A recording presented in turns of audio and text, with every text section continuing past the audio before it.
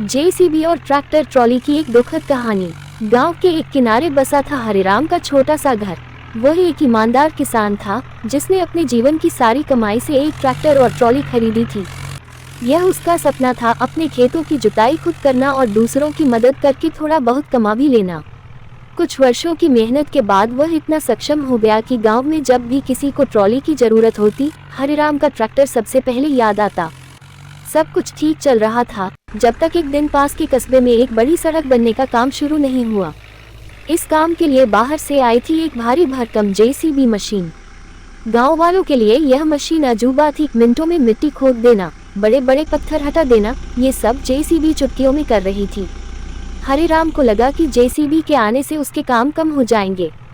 जो काम वह ट्रैक्टर से करता था, मिट्टी ढोने से लेकर खेत समतल करने तक, अब वह सब जेसीबी से होने लगा।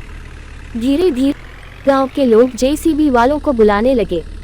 हरिराम की ट्रॉली अब खाली खड़ी रहती और उसका चेहरा बुझा बुझा सा रहने लगा।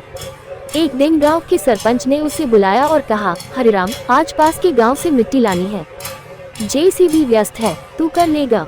हरिराम के चेहरे पर उम्मीद की चमक लौट आई। उसने जल्दी से ट्रैक्टर निकाला और ट्रॉली जोड़कर निकल पड़ा। रास्ते में तेज बारिश शुरू हो गई, पर हरिराम ने हार नहीं मानी। मिट्टी भरकर वह जैसे ही लौट रहा था, फिसलन भरे मोड़ पर ट्रैक्टर का संतुलन बिगड़ गया। ट्रॉली एक ओर झुक गई और पूरी की पूरी ट्रॉली पलट गई। हरिराम उसी में दब गया। गांव वाले जब पहुंचे तब तक देर हो चुकी थी। हरिराम की सांसें थम चुकी थीं।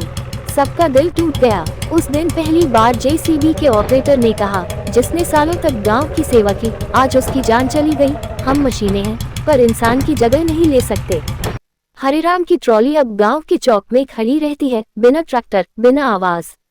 लोग जब भी वहां से गुजरते हैं तो एक बार रुककर जरूर कहते हैं, हरिराम मेहनती था, मशीनों से नहीं डरा, पर किस्मत के आगे हार गया। ये कहानी सिर्फ हरिराम की नहीं, हर उस मेहनतकश की है जिसे आधुनिकता की रफ्तार कुचल देती है। बिना ये सोचे कि तकनीक जितनी जरूरी है, उतना ही जरूरी है इंसान का जज्बा और संघर्ष। ट्रैक्टर की कहानी वीडियो पसंद आए तो वीडियो को लाइक, चैनल को सब्सक्राइब कर देना।